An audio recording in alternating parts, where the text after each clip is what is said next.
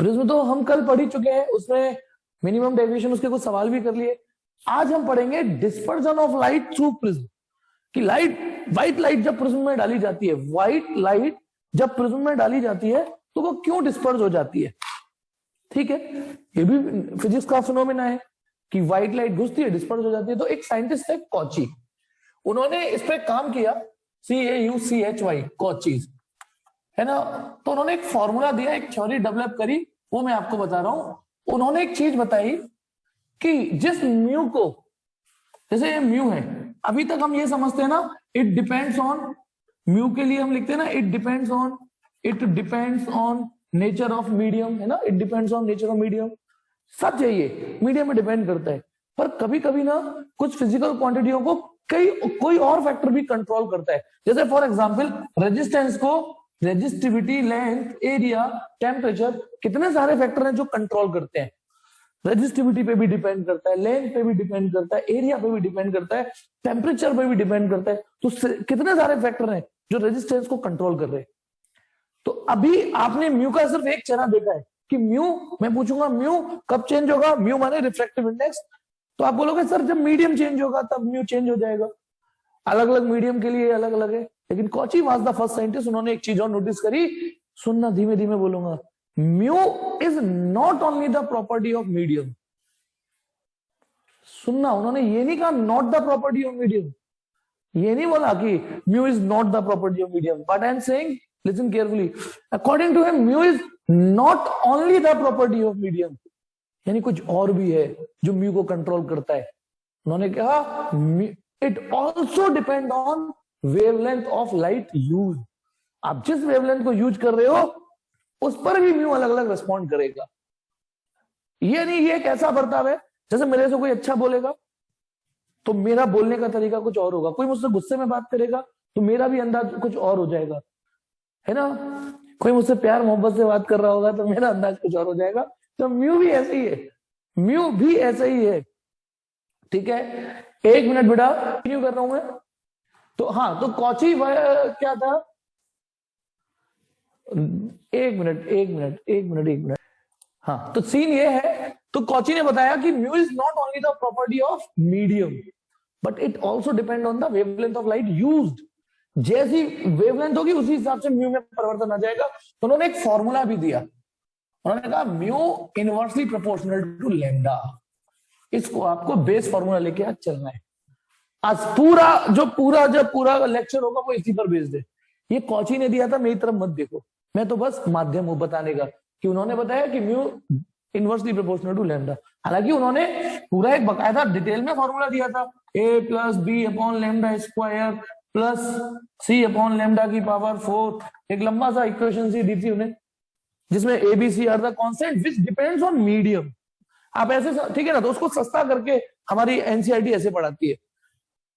मतलब यदि मैं प्रोपोर्शनलिटी साइन हटाऊंगा तो जो कांस्टेंट आएगा वो मीडियम डिपेंडेंट होगा, यानी इसका मतलब म्यू मीडियम और लैम्डा दोनों पे डिपेंड कर रहा है, और लैम्डा के इनवर्सली।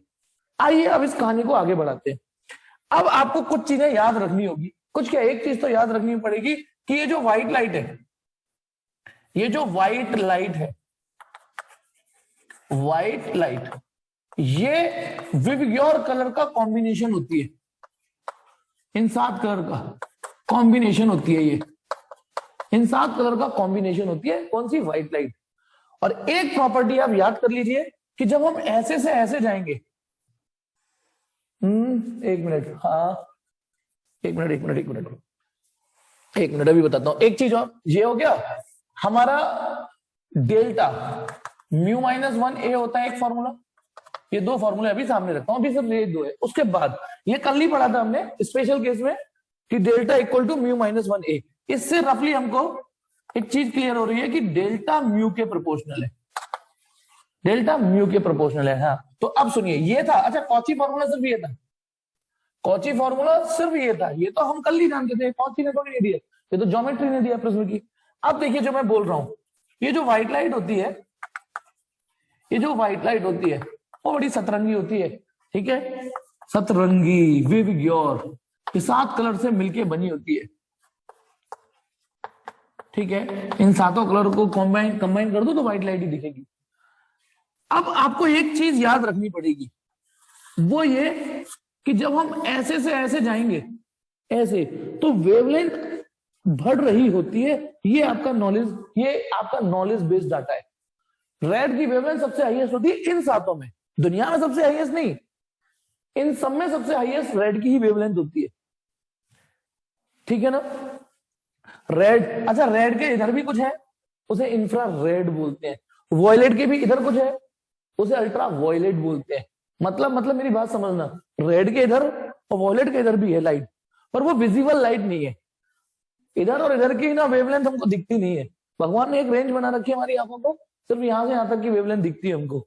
तो बस आपको फिलहाल इतना याद करो कि जब हम ऐसे से ऐसे जाएंगे, ऐसे जाएंगे, ऐसे जाएंगे, तो ऐसे वेवलेंथ बढ़ रही होगी, वेवलेंथ बढ़ रही होगी। क्लियर है ना?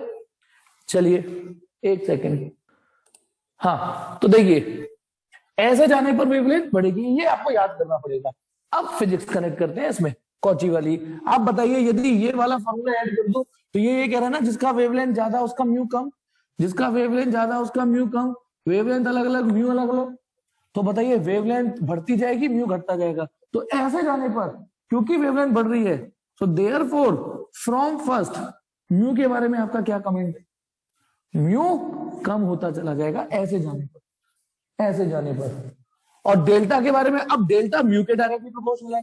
तेरे संग जीऊंगा मरूंगा है ना, कि म्यू बढ़ेगा तो मैं बढ़ जाऊंगा, तू घटेगा तो मैं घट जाऊंगा, तू जिएगा मैं जीऊंगा, तू मरेगा मैं मर जाऊंगा।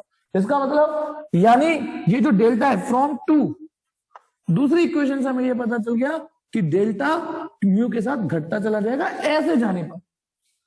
अब इसी बात को थोड़ा अलग तरीके से बोल देता हूं, इसी तरीके से बताना, यदि मैं वेवलेंथ अरेंज करूं, violet, wavelength of indigo, wavelength of red, तो आप वेवलेंथ बढ़ने का मतलब ये है वॉयलेट से बड़ी वेवलेंथ इंडिगो की, इंडिगो से बड़ी वेवलेंथ ब्लू की, और ऐसे करके करके सबसे बड़ी वेवलेंथ रेड की। इसी बात को ऐसे भी पढ़ सकते हो, एक ही बात है, कुछ को ऐसे ही समझ में आ जाता है स्मार्टली। मेरी नजर में तो यही स्मार्ट है, स्मार्टनेस है। फिर भी इस चीज का मतलब ये है कि ऐसे जाने पर वेवलेंथ बढ़ रही है। सो देयरफॉर फ्रॉम फर्स्ट ये, तो बता कौची कह रहे थे, लैम्डा बढ़ता जाएगा म्यू घटता जाएगा। तो अब mu V greater than mu Indigo, greater than फलाना, ग्रेटर देन, तो अब आप बताइए म्यू आप समझ में आया कि नहीं? यानी इन सातों कलर में सबसे हाईएस्ट वेवलेंथ रेड की है, तो सबसे हाईएस्ट रिफ्लेक्टिव इंडेक्स वॉयलेट के लिए होगा। और एक नंबर के झंडू से सवाल, कभी कभी रैंडमली 2-3 कलर दे देते हैं कि वॉयलेट, ग्रीन, येलो, और कह देते हैं, है ना, जैसे केबीसी में अमिताभ बच्चन पूछते हैं कि इन कलर को इनके बढ़ते हुए रिफ्रैक्टिव इंडेक्स के क्रम में सजाइए। तो ये तो आप समझ ही गए किसको क्या सजाना है। तो उसके लिए बस आपको ये सीक्वेंस विवग्योर याद होना चाहिए, है ना? ठीक है, ओके। तो ये बात समझ में आ गई। यदि इसमें से एक नंबर का क्वेश्चन आएगा तो आप फिट कर दोगे कि इसका रिफ्रैक्टिव इंडेक्स सबसे हाईएस्ट है, उसके बाद इसका कम, इसका। एंड फ्रॉम सेकंड म्यू जिसका ज्यादा उसका डेल्टा ज्यादा, तो delta we deviation delta Indigo से ज्यादा, बीच के सारे कलर। तो ये थी कहानी। अब देखिए, इस कहानी को यदि मैं प्रिज्म के साथ कनेक्ट करूं, ये जो कहानी आपके सामने पड़ी है, तो हो गया, समझ में आ गया कि प्रिज्म में 2 क्वेश्चन पूछे। अब 2 क्वेश्चनों का जवाब दूंगा मैं आपको। आपके तो मन में सिर्फ एक ही सवाल होगा कि डिस्पर्जन क्यों होता है, लेकिन मैं 2 सवालों को जवाब दूंगा कि डिस्पर्जन क्यों होता है और वॉयलेट कलर ही सबसे नीचे क्यों मिलता है। सुनिए, सबसे पहले सब एक ही, ये व्हाइट लाइट डाली मैंने, सब संगठित हो गए, यूनिटी में आ रहे थे सब लोग, सातों कलर एक ही में आ रहे थे। प्रिज्म वो बदतमीज इंसान है जो फूट डाल देता है, सबके रास्ते अलग अलग कर देता है। कैसे फूट डालेगा देखिए, एक्चुअली व्हाइट लाइट नहीं, आप ये मान के चलिए संगठन में सभी कलर आ रहे हैं, वॉयलेट भी आ रहा है, इंडिगो भी आ रहा है, ब्लू भी, ग्रीन, सब एक ही लाइन में आ रहे हैं। लेकिन जैसे ही प्रिज्म में एंट्री हुई तो प्रिज्म ने इनके फूट के डाल दी, देख सुन तेरा म्यू ना सबसे ज्यादा है, तुझे सबसे बढ़िया म्यू दूंगा मैं। वॉयलेट खुश हो गया, तुझे ऐसे दूंगा, तुझे ये, सबका म्यू उसने अलग अलग कर दिया। जब सबका म्यू अलग अलग हो गया अंदर घुसते ही, तो सबका डेल्टा अलग अलग हो गया। डेल्टा अलग होने का मतलब समझते हो, सबका एंगल ऑफ डेविएशन अलग अलग आएगा, सबके रास्ते अलग हो जाएंगे, सब अलग अलग डेविएट होंगे। कोई 10 डिग्री डेविएट होगा तो कोई 8 डिग्री डेविएट होगा, कोई 9 डिग्री डेविएट होगा। तो बताइए, जब जो एक ही लाइन में आ रहे थे और प्रिज्म ने अंदर आके फूट डाल दी तो सब अलग अलग हो जाएंगे कि नहीं? तो अब आ जाइए, सुनिए, यदि डेविएशन नहीं होता तो ये ऐसे जाते। सोचो एक मिनट, डेविएशन नहीं होता, कुछ नहीं होता, एक्चुअली प्रिज्म नहीं होता तो ऐसे जाते। लेकिन अंदर आने के बाद ये रेड, थोड़ा सा और कर देता हूं क्योंकि फिगर,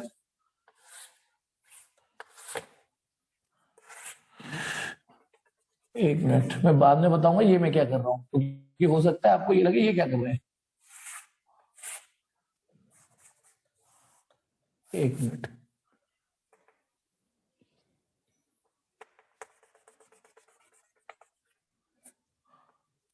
अभी आपको भसड़ लग रही होगी। देखिए अब बस आप इस फिगर में ना डॉट मत देखिए, भले मैंने बना दिया है, जो पीछे वाला डॉट वाला ये है ना, ये चलो मैं मिटा देता हूँ, एक मिनट आपके लिए मैंने मिटा दिया, मेरे लिए एक मेहनत और बढ़ गई, लेकिन समझिएगा ये रही व्हाइट लाइट। सबसे पहले तो इस पे डॉट डॉट मारिए।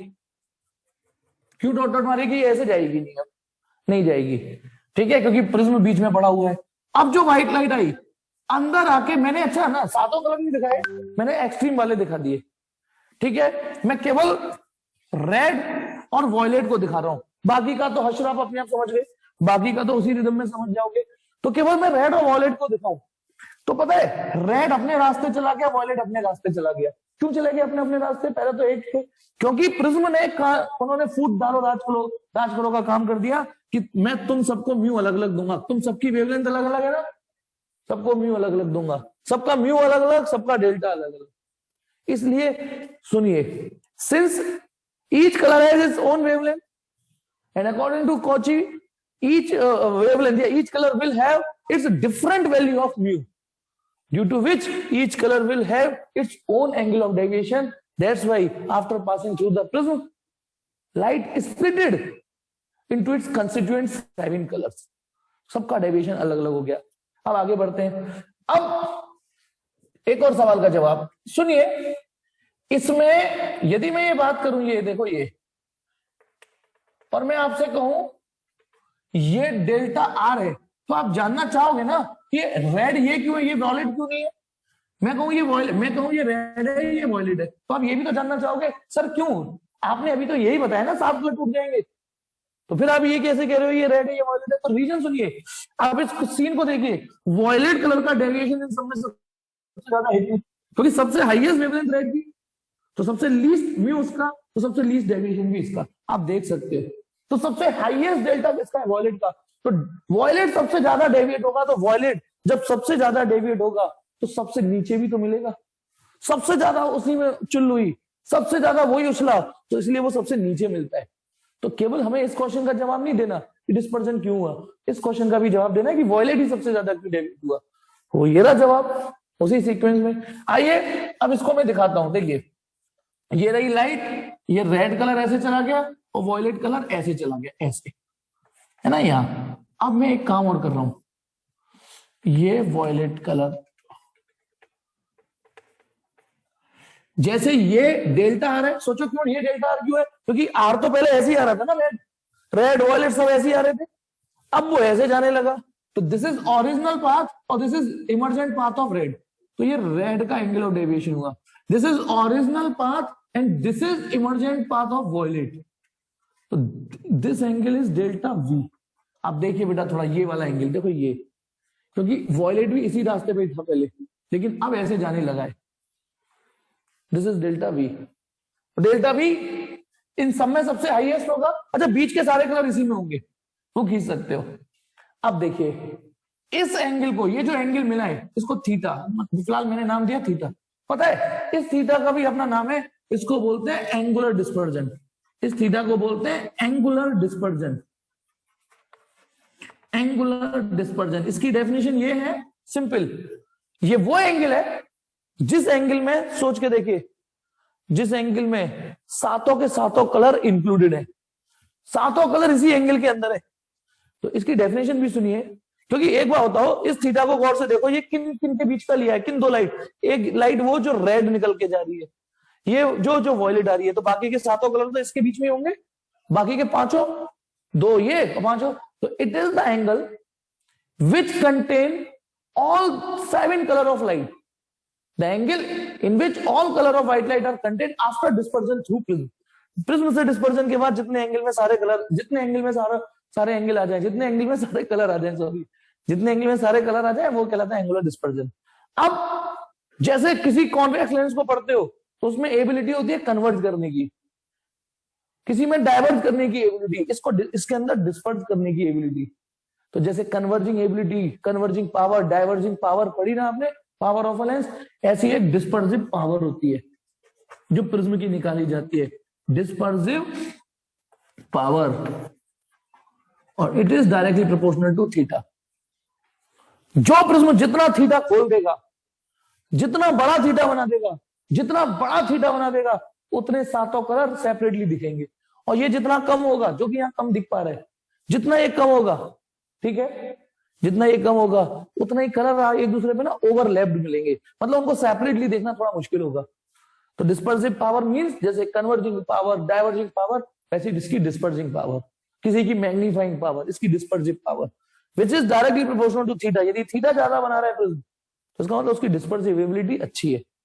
और थोड़ा मैथमेटिकल देखो, थोड़ी बसर जरूर हुई है, लेकिन मैं एक बार मिटा के साफ सुथरा बनाने की कोशिश कर रहा हूँ, थोड़ी बसर जरूर हुई है। तो एक सिंपल सी चीज, क्या आप ये समझ पा रहे हो? पहले ये बताओ कि ये एंगल डेल्टा आर है, कैमरे में दिख पा रहे हो कि नहीं, ये डेल्टा आर है, और ये देख पा रहे हो कि नहीं, ये डेल्टा वॉयलेट है, ये वाला डेल्टा वॉयलेट। पहले ये बताओ ये दिख पा रहा है कि नहीं? ठीक है, ठीक, क्योंकि पहले रेड वॉयलेट सब ऐसे जा रहे थे, लेकिन अब वॉयलेट का रास्ता ये हो गया रेड का। तो सुनिए, अब एक मिनट थोड़ा और कॉन्सेंट्रेट करना, बताना ये एंगल इस एंगल के बराबर होगा कि नहीं? Vertically opposite, vertically opposite. मैं बताऊंगा मैं क्या करने जा रहा हूं, ये और ये। तो ये एंगल क्योंकि वैसी भसड़ हो गई तो मैंने यहां लिख देता हूं उसको, डेल्टा आर। अब सुनो, एक एक्सटीरियर एंगल की प्रॉपर्टी पे लिए, कौन सी? एक्सटीरियर एंगल वाली प्रॉपर्टी। तो गौर से देखो, इस ट्राइंगल में आप कंफर्टेबल हो या मैं थोड़ा बड़ा बनाने की कोशिश करूं, ये बताओ पहले। बस एक चीज देखनी है, फिर तो इससे का काम खत्म। ठीक है, आप ये बताइए कंफर्टेबल हो या मैं थोड़ा बड़ा बनूं? दिखना तो चाहिए कायदे से, दिख रहा है, काम चल जाएगा, है ना? कंफर्टेबल, ठीक, ओके। तो पता ना, यदि इसमें अच्छा एक मिनट, ये डेल्टा आर तो ये डेल्टा आर, आप थोड़ी देर के लिए इस डेल्टा आर से दिमाग हटाइए ताकि आप सिर्फ इन तीन एंगलों पे फोकस कर सको। ठीक है, तो अब आप बताइए एक्सटीरियर एंगल, तो डेल्टा वी एक्सटीरियर एंगल बना बैठा है, डेल्टा वी एक्सटीरियर एंगल बना बैठा है, इन दोनों का टोटल होगा थीटा प्लस डेल्टा आर का, और यानी ये थीटा एडी में निकालो तो delta V minus delta R. गौर से देखो, थीटा की डेफिनेशन यदि कम समझ में आई तो फॉर्मूले से कोशिश करो ये क्या कहना चाह रहा है। यदि मैं वॉयलेट के डेविएशन में से रेड का डेविएशन घटा दूं तो ओवरऑल जो बीच का एंगल है वो आगे निकल के, बस ऐसे समझो। वॉयलेट कितना वॉयलेट, ये दोनों एक्सट्रीम कलर है, ये दोनों एक्सट्रीम कलर है, तो वॉयलेट के डेविएशन में से रेड का डेविएशन घटा दो तो ये बीच का एंगल आ गया। ये है प्रिज्म में, तो बस इतना ही पूछा जाएगा आपसे। लेकिन अब आगे सुनिए, प्रिज्म का तो नाम बदनाम है कि प्रिज्म डिस्पर्जन करता है, प्रिज्म करता है, प्रिज्म अच्छे से करता है, बस इतना काम है, इतनी उसकी एबिलिटी है कि वो थोड़ा अच्छे से कर देता है। लेकिन अब खुद सोचो, कॉची फॉर्मूला तो हर म्यू के लिए है ना, जहां जहां म्यू आएगा वहां लेमडा अपनी चुल करेगा। हर वो फॉर्मूला जहां म्यू होगा, म्यू यानी रिफ्रैक्शन जहां होगा, वहां लेमडा अपनी चुल करेगा। तो आप 12th में आ गए तो अपने आप को अपग्रेड करिए, अपग्रेड ये करिए कि केवल प्रिज्म नहीं करता डिस्पर्जन, हर वो फॉर्मूला जिसमें म्यू आता है, हर वो फॉर्मूला जिसमें म्यू आता है वो कलर ऑफ लाइट पे डिपेंड करता है, और वो सातों कलर के लिए अलग अलग बिहेव करता है। आइए समझिए मैं कहना क्या चाहता हूं, मैं कहना क्या चाहता हूं, सुनिए। सबसे पहले आपसे मैंने पूछा, जैसे सपोज करिए एक डायलॉग मिलेगा नोट्स में जिसमें लिख रहा होगा डायलॉग, हर वो फॉर्मूला जिसमें म्यू आता है, या हर वो फॉर्मूला जिसमें रिफ्रैक्शन होता है, वो कलर ऑफ लाइट पे डिपेंड करेगा। कैसे? जैसे पहला फॉर्मूला बताता हूं आपको नोट्स में एक डायलॉग मिलेगा, हर फॉर्मूला, हर वो फॉर्मूला, हिंदी में ही लिख रहा होगा शायद, हर वो फॉर्मूला, हर वो थ्योरी जिसमें म्यू आता है, रिफ्रैक्शन होता है, हर वो थ्योरी अब कलर पे डिपेंड करेगी। यानी अपनी पुरानी थ्योरियों पे सब में ये वाली चीज ऐड कर दो। चलिए शुरुआत करता हूं। जैसे आपने ये पढ़ा था formula mu equal to real depth upon apparent depth, तो यहां से एपरेंट डेप्थ का फॉर्मूला क्या बन गया? Real depth upon mu. अब आप बताइए, एक कंटेनर में यदि कोई बॉटम डेप्थ फिक्स है उसकी, तो आप वॉयलेट कलर के लिए म्यू यूज करोगे तो ये म्यू अलग आएगा और एपरेंट डेप्थ कुछ और आएगी। रेड के लिए कुछ और यूज करोगे, मतलब आपने कलर चेंज कर दिया, आपने रेड यूज कर लिया, तो वॉयलेट के लिए म्यू अलग, रेड के लिए म्यू अलग, तो दोनों के लिए अलग अलग आंसर आएगा कि नहीं? यानी जो एपरेंट डेप्थ है वो भी अलग कलर टू कलर वेरी कर जाएगी। दूसरा फॉर्मूला, सपोज करो मैंने कहा साइन सी इक्वल टू 1/म्यू, ये तो बोर्ड में भी आ चुका है। आपसे पूछते हैं बताना क्या critical angle colour of light पे डिपेंड करेगा, अब आप क्या आंसर दोगे बोलो, बताइए। क्वेश्चन मेरा ये है, बोर्ड का क्वेश्चन है, क्या critical angle colour of light पे डिपेंड करेगा? तो आप आंसर देंगे जी हाँ, क्योंकि क्रिटिकल एंगल 1/म्यू होता है साइन सी। और जब खुद म्यू भाई साहब ने सरेंडर कर दिया, म्यू ने कह दिया कि मैं कलर पे डिपेंड करूंगा, तो सी भी डिपेंड करेगा। एक्चुअली जहां रिफ्रेक्शन है, मान लो, और देखिए और कौन सा फॉर्मूला आपको ध्यान आ रहा है, वो वाले फॉर्मूले थे ना स्फेरिकल सरफेस वाले, μ2/-u प्लस μ1/v, μ2-μ1/r, ये फॉर्मूले जो होते थे ये भी कलर पे डिपेंड करेंगे। यानी अलग अलग कलर पे अलग अलग इमेज डिस्टेंस जनरेट होगी, अलग अलग कलर पे अलग अलग इमेज डिस्टेंस जनरेट होगी। और सबसे ज्यादा क्वेश्चन जिसपे आते हैं वो अब खोल रहा हूं मैं, पावर इक्वल टू 1/f होता है फोकल लेंथ, और फोकल लेंथ होती है μ-1 1/r1 -1/r2। तो बताइए focal length of a lens also depend on colour of light, करेगी कि नहीं? पावर ऑफ फोकल लेंथ तो ये म्यू पे डिपेंड करेगी, करेगी या नहीं करेगी? करेगी कि नहीं? पावर ऑफ फोकल लेंथ, इस पे मैं दोबारा आऊंगा, लेकिन अभी जैसे मैं सबके लिए पढ़ा रहा हूं, सबके लिए पढ़िए, इस पे तो क्वेश्चन भी आ चुका है, लो मैं ऐसे ही में ऐड कर देता हूं। बताइए फोकल लेंथ म्यू के इनवर्सली प्रोपोर्शनल है, फोकल लेंथ म्यू के इनवर्सली प्रोपोर्शनल है। बोर्ड का क्वेश्चन समझिए, वो ये कह रहा है इन कलर के लिए सबकी फोकल लेंथ अरेंज करिए। तो सुनिए, पता ना, इन दोनों को देखिए बस, जिसका म्यू ज्यादा, जिसका म्यू ज्यादा उसका एफ कम, जिसका म्यू ज्यादा उसका एफ कम। तो मुझे बताइए फोकल लेंथ ऑफ वॉयलेट और focal length of red greater than किसकी ओर लगाऊं? अपनी बुद्धि से लगाइए, बताइए ग्रेटर देन में किस पे लगाऊं, ग्रेटर देन किस पे लगाऊं? मतलब वॉयलेट की फोकल लेंथ ज्यादा होगी या रेड की ज्यादा होगी? वॉयलेट की ज्यादा होगी या रेड की ज्यादा होगी? बस ये बता दो मुझे, ज्यादा किसकी होगी, वॉयलेट की या रेड की? जी हाँ, सही पहचाने। कैसे? क्योंकि जिसका म्यू कम होगा उसी का तो एफ ज्यादा होगा, तो म्यू सबसे कम इसका है, लो तो सबसे ज्यादा इसकी होगी। और आप चाहो तो एक खुद से साइड में एक सीन जनरेट कर सकते हो, क्या कि देखो 1/f म्यू के प्रोपोर्शनल है या नहीं? देखो 1/f म्यू के, एंड म्यू लैम्डा के इनवर्सली, ये चेक करो, इससे ये आ रहा है 1/f म्यू 1/f के और म्यू लैम्डा के, तो इसका मतलब f लैम्डा के प्रोपोर्शनल हुआ। तो जिसकी जितनी बड़ी वेवलेंथ उसकी उतनी हैवी फोकल लेंथ, तो वेवलेंथ इसकी सबसे ज्यादा तो रेड की। यानी अब आपके ऊपर है, इसे आप याद करके जाते हो या समझ के जाते हो। अच्छा, इसी में पावर, भाई साहब पावर पलट जाएगा फोकल लेंथ का। यदि मैं पावर की बात करूं तो पावर फॉर वॉयलेट तो ये पलट जाएंगे, ठीक है, पावर वॉयलेट के लिए सबसे ज्यादा निकल के आएगी। एक बार तो बोर्ड में ये क्वेश्चन भी आ चुका है कि पावर और लैम्डा के बीच में ग्राफ खींचिए, पावर ऑफ अ लेंस और लैम्डा के बीच में ग्राफ खींच के बताइए। ये भी क्वेश्चन आ चुका है पावर और लैम्डा के लिए। तो अब आप बताइए इसकी जगह में या इसकी जगह पी, देखो एफ की जगह लैम्डा, तो इसकी जगह 1/p लिख दो, तो power inversely proportional to lambda. तो यानी जब power inversely proportional to lambda है, इनवर्सली प्रोपोर्शनल के ग्राफ तो ऐसे आएंगे ना, तो ये ग्राफ स्केच करना था। चलिए हाँ, तो मैं यहां क्या बता रहा था, हर वो फॉर्मूला जहां रिफ्लेक्शन होता है, जहां म्यू आता है, चाहे डायरेक्टली चाहे इनडायरेक्टली, हर वो फॉर्मूला कलर पे डिपेंड करेगा, कलर उसमें चुल्ल कर देगा। अब मैंने डायरेक्टली इनडायरेक्टली क्यों बोला? जैसे सपोज करो, अब मैंने बोला मैग्नीफाइंग पावर 1+d/f होती थी ना मैग्नीफाइंग पावर। अब आप कहोगे इसमें तो म्यू आता नहीं है, कोई बात नहीं, म्यू नहीं आता, लेकिन खुद से सोचो मैग्नीफाइंग पावर के लिए लेंस इस्तेमाल हो रहा है ना, लेंस में रिफ्रैक्शन होगा ना, रिफ्रैक्शन तो हो रहा है ना। और नहीं तो बताइए, अभी अभी हम ये पढ़ के आए, फोकल लेंथ आ रही है ना, 1 और d तो नहीं बदलेंगे, लेकिन अभी अभी आप बताइए इसको कनेक्ट करके, जब आप समझ चुके हो फोकल लेंथ सबसे ज्यादा किसकी, रेड की, फोकल लेंथ रेड की सबसे ज्यादा, तो जिसकी फोकल लेंथ ज्यादा उसकी मैग्नीफाइंग पावर सबसे लीस्ट। तो बोर्ड में ऐसे भी क्वेश्चन आते हैं कि मैग्नीफाइंग पावर अरेंज करो कलर के अकॉर्डिंग, बताना ये ट्रू और फॉल्स। मुझे ये बताइए ये ट्रू या फॉल्स, ये जो लास्ट वाली लाइन लिखी है बस ये बता दो ये ट्रू है या फॉल्स है, बताओ। जी हाँ निकुंज, जी हाँ ये ट्रू है, क्योंकि उसी कॉन्सेप्ट को मैं पढ़ाई जा रहा हूं। तो हर वो फॉर्मूला जिसमें म्यू रिफ्लेक्शन होता है उस सब में कलर अपना इंपैक्ट डालेगा। चलिए ये तो छोटे छोटे क्वेश्चन थे कि फोकल लेंथ दे देंगे। अच्छा लेकिन अब एक मिनट सुनिए, क्वेश्चन सुनिए। सीडी डीवीडी पे अलग कहानी है बेटा, सीडी और डीवीडी पे अलग अलग कलर क्यों आते हैं वो एक अलग कहानी है। वो डिस्पर्जन नहीं होता, वो इंटरफियरेंस होता है। इंटरफियरेंस अभी आपने पढ़ा नहीं है, आपने पूछा इसलिए मैंने शब्द बोल दिया इंटरफियरेंस।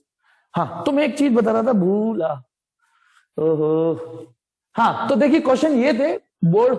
हाँ ये क्वेश्चन था कि बताना लेंस पे मैंने, लेंस थी इस पे मैंने लाइट डाली और रेड लाइट डाली, और रेड लाइट डालने के बाद वॉयलेट डाल दी, वॉयलेट। तो बताना फोकल लेंथ चेंज हुई होगी कि नहीं हुई होगी? सिर्फ इतना जवाब दो, फोकल लेंथ चेंज हुई होगी कि नहीं? एक लेंस में रेड की बजाय वॉयलेट चेंज होगी। और अब तो आपको यह भी पता है किसके लिए ज्यादा होगी कम होगी। क्वेश्चन ये है कि मिरर, इसकी जगह मैं मिरर रख दूं तो अब नहीं होगी चेंज, क्योंकि मिरर में रिफ्रैक्शन नहीं होता, रिफ्लेक्शन होता है। और मेरे अंगने में तुम्हारा क्या काम है? रिफ्लेक्शन में म्यू का कोई काम होता ही नहीं है। तो ध्यान रखिए मिरर के लिए, मिरर को पानी में ले जाओ तो भी उसकी फोकल लेंथ चेंज नहीं होती, और मिरर पे कलर भी चेंज कर दो तो भी उसकी फोकल लेंथ चेंज नहीं होती। लेंस में दोनों ही सूरत में चेंज हो जाती है, लेंस को पानी में डिप करो तो भी, और लेंस पे कलर चेंज करो तो भी। ये सारे एक एक नंबर के क्वेश्चन है और सब एक एक से कनेक्टेड है, ठीक है। अब आ जाइए, यहां पर मैं अब एक चीज और बताऊंगा।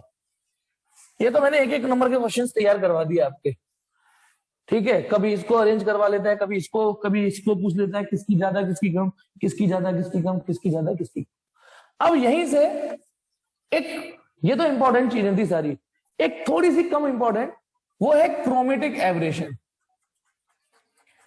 क्रोमेटिक एवरेशन ये क्या कलेस है सुनिए। जैसे ये अभी अभी ताजा समाचार मिले हैं कि कॉन्वेक्स लेंस मैंने लिया सपोज करो और व्हाइट लाइट डाली। कौन सी लाइट डाली? White light. ये बात ताजा ताजा समाचार मिले हैं और विद एविडेंस के साथ। अब देखिए यदि मैंने इसमें व्हाइट लाइट डाली, ठीक है, अब आप बताइए 7 कलर बाहर निकलेंगे कि नहीं निकलेंगे? मैं आपको अब तक ये बताता था कि ये लाइट आएगी फोकस से जाएगी, ये पढ़ाता था कि फोकस से जाएगी, लेकिन सच्चाई ये है अभी अभी समाचार ये मिले हैं, देखो ये साला व्हाइट लाइट में तो खुद 7 कलर होते हैं। 7 कलर होते हैं नहीं होते? वॉयलेट अपनी अलग फोकल लेंथ बनाएगा, रेड अपनी अलग बनाएगा, फलाना अपनी अलग बनाएगा, ढिकाना अपनी अलग बनाएगा, सातों कलर ने अपनी अपनी फोकल लेंथ बना दी। फिलहाल मुझे बस एक्सट्रीम कलर का बताइए, मुझे बताइए ये कौन सी कलर होगी? ये वाला बताइए अपने गैस, अपने लॉजिक से। मैंने तो ये कौन सा होगा? बिल्कुल हर्ष ठीक। ये कौन सा कलर होगा? ये वाला लास्ट वाला। जी हाँ रेड। क्यों? क्योंकि रेड की फोकल लेंथ सबसे ज्यादा है, वॉयलेट की सबसे कम है। तो जब ये सबसे कम है तो वॉयलेट की फोकल लेंथ सिर्फ इतनी है ये, और वो रेड की फोकल लेंथ है ये। तो अभी अभी आप पढ़ के आए हो रेड की फोकल लेंथ सबसे हाईएस्ट होगी, तो रेड सबसे दूर जाके गिरेगा यहां पर।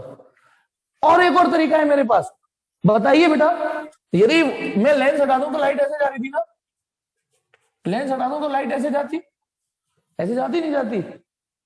अब गौर से देखो, ये ओरिजिनल पाथ है, यहां से यहां जा रहा है, दिस इज डेल्टा वी, और ये डेल्टा आर है, ये डेल्टा आर है। सोच के देखो, आराम से देखो।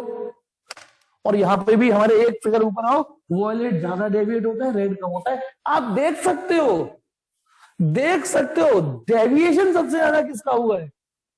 देखो, यानी ये फिजिक्स भी आपको दिख रही होगी, किसका ज्यादा डेविएशन हुआ है? वॉयलेट का ही ज्यादा हुआ है। वॉयलेट सबसे ज्यादा डेविएट हुआ है, इसलिए वो सबसे यहां मिल गया, इसलिए उसकी सबसे फोकल लेंथ कम है। फोकल लेंथ सबसे कम है, पावर उसकी सबसे हाईएस्ट होगी। इसको बोलते हैं क्रोमेटिक एवरेशन। अब इससे गड़बड़ क्या पैदा होगी?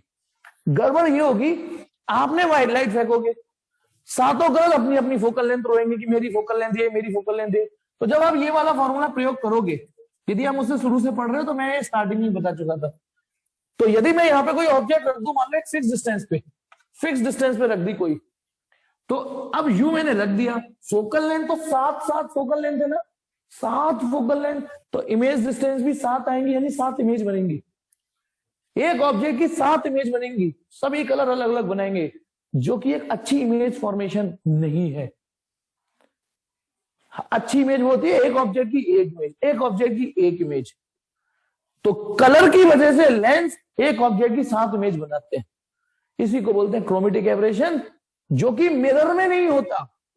आप सोच के बताइए, क्या मिरर में क्रोमेटिक एबरेशन प्रेजेंट होगा? क्या मिरर में क्रोमेटिक एबरेशन प्रेजेंट होगा? नहीं होगा, क्योंकि मिरर में ऐसी कोई कलर की चुल्ली ही नहीं है। इसीलिए कल जब मैं रिफ्रैक्टिंग और रिफ्लेक्टिंग टेलीस्कोप बता रहा था, तो उसकी एक एडवांटेज में ये भी थी कि मिरर में क्रोमेटिक एबरेशन नहीं होते, लेंस में होते हैं। इसको प्रिज्मेटिक एक्शन ऑफ लेंस भी बोलते हैं।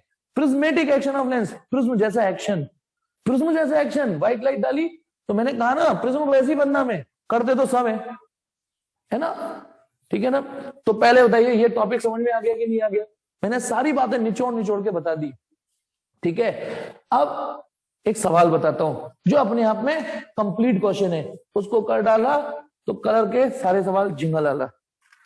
देखिए क्वेश्चन नंबर 61 से 73 तक आपको करने हैं। एक्चुअली 73 तक आपकी औकात हो चुकी है सारी, एक्चुअली सब रे ऑप्टिक्स ही खत्म हो गई, तो सब करने हैं आपको।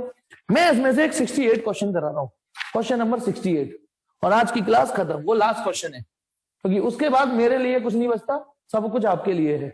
जब आप इसके क्वेश्चंस करोगे ना तो आप पाओगे हाँ करने सारे करा रखे हैं इसमें। तो देखिए वो अपने आप में कंप्लीट क्वेश्चन और बढ़िया क्वेश्चन है, बढ़िया। क्वेश्चन नंबर 68 और इंपॉर्टेंट क्वेश्चन है 68, इस पे 4 स्टार मार लीजिएगा, इतना इंपॉर्टेंट क्वेश्चन है ये, ठीक है। क्वेश्चन नंबर 68 तो ये है कि एक प्रिज्म दे रखा है हमको, जिसका ये एंगल 90 दिया हुआ है और ये 45 दिया हुआ है, तो बुद्धि लगाइए ये भी 45 ही होगा। उसने लिखा नहीं है, मैंने लिख दिया। ABC ये प्रिज्म है, इसमें 3 लाइट डाली गई है। अच्छा मैं इसमें को थोड़ा आगे बढ़ा देता हूं। पहली बार जब लाइट ऐसे डालोगे, मैं थोड़ा सा आगे बढ़ा देता हूं, क्योंकि क्वेश्चन फिगर में सिर्फ इतना ही है, क्वेश्चन फिगर सिर्फ इतना ही है, लेकिन फिर भी मैं इसमें थोड़ा सा सॉल्यूशन ऐड कर देता हूं। ये वाली लाइट बिना मुड़े सीधी जाएगी, बताओ क्यों? ये वाली लाइट बिना मुड़े क्यों जाएगी? ये वाली बिना मुड़े जाएगी सीधी, क्यों जाएंगी ये वाली सीधी? क्योंकि यहां पर I 0 है तो R 0 होगा, ठीक है ना। अब ये कलर है हमारा ब्लू, ये कलर है ग्रीन, और ये है रेड। और अभी अभी ताजा ताजा समाचार पढ़ के आए हैं कि हर कलर के लिए म्यू अलग अलग रिस्पॉन्ड करेगा। तो रेड कलर के लिए म्यू दे रखा है 1.39, मैं लिख देता हूं। रेड कलर के लिए म्यू 1.39 है, ग्रीन के लिए 1.44 है, और ब्लू कलर के लिए 1.47 है। अच्छा आप अपनी थ्योरीज में जो पढ़ा है उसे चेक करके देखो, क्या थ्योरी से मैच कर रहा है कि नहीं है, कि रेड का म्यू सबसे कम होता है, वॉयलेट का सबसे ज्यादा होता है, या ब्लू वाली साइड पे ज्यादा होता है, तो है ना, देखो सबसे कम है रेड का। तो ये डाटा भी ये दिए। अब सवाल उसने बोला है इन a figure explain which ray of light will be transmitted through face AC। इनमें से कौन सी लाइट AC को पार कर पाएगी? उसने तो खैर फिगर यहीं पे रोक लिया था, ये भी हमारे सॉल्यूशन का हिस्सा है। उसने कहा कौन सी लाइट AC को पार कर पाएगी। तो फर्स्ट इंप्रेशन पे आप लोग क्या सोचोगे? सभी कर जाएंगी पार, अब क्या है, यही तो पार ही तो होना है, रिफ्रैक्शन हो जाएगा, बैंड हो जाएंगी। लेकिन नहीं, क्योंकि कहीं पर इनमें से TIR की कंडीशन भी तो बन सकती है, TIR की कंडीशन भी बन सकती है, क्योंकि TIR की एक एक कंडीशन तो सेटिस्फाई तीनों नहीं करती, कि the light must travel from denser to rare, denser to rare, denser to rare, denser से रेयर तो जा ही रही है। अब यदि ये TIR की कंडीशन सेटिस्फाई कर देंगी तो बैंड हो जाएंगी, नहीं करेंगी तो बाहर चली जाएंगी। हो सकता है दो कर दे, जो दो कर दे सेटिस्फाई, एक ना करे। तो बताइए मुझे, हिंट दीजिए, सवाल कैसे करेंगे, कैसे करेंगे, अपनी बुद्धि बताइए, क्योंकि मैं आपकी यहां बुद्धि को घिसना चाह रहा हूं। सवाल यह है कि कौन पार करेगी कौन नहीं करेगी। और बता रहे थे, फिर से बताना चालू करो, अपना जो आइडिया दे रहे थे कि सर इसे ऐसे करिए। मैं वेट कर रहा हूं आपके मैसेज का, कैसे करना चाहिए, कि कौन पार करेगी लाइट कौन नहीं। इसमें I दे रखा है, अच्छा पहले अबे कह रहा है पहले हम चेक करेंगे critical angle and incidence angle से टीआईआर होगा या नहीं। ठीक है अबे, बिल्कुल ठीक। और दीजिए आंसर। हाँ आई निकुंज यही है, बिल्कुल ठीक। आई तो बिल्कुल ठीक यही है जो आपने टाइप किया है। वॉइस नहीं आ रही बेटा मेरी? ये क्या है, मेरी आवाज नहीं आ रही क्या? हाँ हर्ष ने ठीक दिया जवाब। पहले तो मेरी आवाज आ रही है नहीं आ रही? चेक करेंगे क्रिटिकल एंगल से, पर वो ऐसे ना नॉर्मली डाल के चेक करेंगे फिर थीटा अगर क्रिटिकल एंगल से पड़ा होगा टीए। सब क्लियर आ रही है बेटा अल्पना मेरी तरफ से आवाज? अब देखिए सबने क्या जवाब दिया। म्यू तो दे रखा है अंशित, अंशित म्यू तो दे रखा है, म्यू तो दे रखा है, सबका म्यू दे रखा है, म्यू क्यों निकालेंगे? हाँ चलिए देखिए, लाओ मैं मदद करता हूं। सबने कुछ ना कुछ ट्राई किया, मतलब कुछ ने नहीं दिया रेस्पॉन्ड। अब कुछ लोगों का कहना यह है कि सर एक काम करो, जैसे ये वाली रे है इसका क्रिटिकल एंगल आप निकाल लो। अब क्रिटिकल एंगल या है ना, या कुछ ऐसा निकाल लो, म्यू निकाल लो, चेक कर लो, फिर क्रिटिकल एंगल पता कर लो या म्यू निकाल लो, उससे पता चल जाएगा बाहर जाएगी कि नहीं। लेकिन आप ये बताइए इस सॉल्यूशन में तीनों के लिए चेक करना पड़ेगा ना, फिर करना पड़ेगा या नहीं ये बताओ। आपने जो सॉल्यूशन बताया मुझे नहीं गलत लग रहा, सही लग रहा है, लेकिन मुझे ये लग रहा है तीनों बार करना पड़ेगा। इसके लिए अलग चेक करो, इसके लिए अलग चेक करो, इसके लिए अलग चेक करो। मैं अब एक ट्रिक बताता हूं ऐसे सवालों में जो ट्रिक लगानी है, सुनो अब बिल्कुल। अब अपना टाइप करना बंद कर दो और जो मैं ट्रिक बता रहा हूं सुनिए। मैं यदि यहां नॉर्मल डालता हूं, देखो इस पर नॉर्मल डालिए तो this will be the incidence angle. यहां नॉर्मल डालूंगा ये इंसिडेंस एंगल होगा, और यहां नॉर्मल डालूंगा ये इंसिडेंस। तो एक अच्छी बात ये हो गई कि तीनों के इंसिडेंस एंगल 45 है। सोच के बताओ क्यों? क्योंकि थोड़ी सी ज्योमेट्री तो आप लगा लो, ये 45 ये 90 ये देखो ये 45 ये 90 ये 45, तो बचा हुआ 45 ही तो रह जाएगा। फिर वही सिमिलरली 45, तो ये 45 है एंगल अंदर के। ठीक है, अब यदि ये 45 क्रिटिकल एंगल से बड़ा हुआ, क्या बेटा क्या कह रहे हो? ठीक, अच्छा अब देखिए, अब मुझे बताइए ये जो 45 है, आप बताइए यदि हमारा आई एक एक कंडीशन तो सेटिस्फाई हो गई, all three moving from tension, लेकिन यदि हमारा आई क्रिटिकल एंगल से बड़ा हो जाए, हमारा आई क्रिटिकल एंगल से बड़ा हो जाए, if I is greater than C then TIR will occur, TIR will occur, मानते हो ना? यदि हमारा आई सी से बड़ा हो जाए ये जो, और आई की वैल्यू, और इसको ऐसे लिख दो आई की वैल्यू तो 45 है, तो हाँ ऐसे भी लिख सकते हैं कि यदि हमारा 45 क्रिटिकल एंगल से बड़ा हुआ तो टीआईआर हो जाएगा। ठीक है, ये जो 45 बना बैठा है। अब सुनिए यदि 45 सी से बड़ा है तो टीआईआर हो जाएगा। दोनों ओर का साइन ले लीजिए, साइन। इसका मतलब यदि साइन 45 साइन सी से बड़ा हुआ तो भी टीआईआर हो जाएगा। अब आप समझ जाओगे थोड़ी देर में मेरी नियत साइन पे क्यों आई, मेरी नियत साइन लेने की क्यों हुई कि यदि साइन 45 साइन सी से बड़ा हुआ। अब इसको तो मैं 1/√2 लिख दूंगा और इसको 1/μ लिख दूंगा, बोलो, क्योंकि साइन सी 1/μ होता है या म्यू 1/sin सी होता है। इसको मैंने 1/√2 लिख दिया इसको ये, तो इसका मतलब समझिए मैं कहां जा रहा हूं। इसका मतलब अब म्यू को इधर ले जाओ, √2 को इधर ले जाओ, तो इसका मतलब क्या हुआ, यदि म्यू की वैल्यू √2 से ज्यादा हुई तो टीआईआर होगा। यदि म्यू की वैल्यू √2 से ज्यादा हुई, ठीक है ना, तो टीआईआर होगा। और √2 की वैल्यू 1.414 होती है। इसका मतलब आपने एक तीर से 3 शिकार मार दिए। आपने एक बार में कंडीशन म्यू के रूप में निकाल दी। जिसका म्यू 1.414 से ज्यादा होगा, जिसका म्यू 1.414 से ज्यादा होगा वो टीआईआर शो करेगा। चेक करिए क्या ब्लू का म्यू 1.41 से ज्यादा है? हाँ, तो ये टीआईआर हो जाएगा। इसका देखिए, इसका 1.44 है और हमारी कंडीशन तो सिर्फ ये है कि म्यू 1.414 से ज्यादा हुआ तो टीआईआर, ये भी हो गया। इस बेचारे का म्यू 1.39 रह गया। शिट यार, ठीक है, तो ये नहीं कर पाएगा टीआईआर, ये पास होगा। ये है सवाल। और वो तो सवाल ने पूछा नहीं है, ठीक है, सवाल ने पूछा नहीं है। ये आर यदि पूछ ले तो फिर स्नेल्स लॉ लगा के आर निकाल देना कि स्पेसिफिक इसके लिए। लेकिन सवाल ने सिर्फ इतना पूछा था कौन पास होगा कौन अटक जाएगा। ये सवाल इसका ये लास्ट था, ठीक है ना। और मेरी तरफ से प्रिज्म, प्रिज्म से रिलेटेड चीजें, एनसीईआरटी के न्यूमेरिकल, ये सब सारे हो चुके। शीट के आप करना और अपने डाउट एक तरफ इकट्ठे कर लीजिए, क्योंकि इन सबको पढ़ाने के बाद, सिलेबस कराने के बाद भी तो मेरे पास और आपके पास कुछ होना चाहिए ना, मेरे पास पढ़ाने के लिए और आपके पास पूछने के लिए। लेकिन आप करिए, रेगुलर पढ़िए। तो ये चैप्टर खत्म होता है और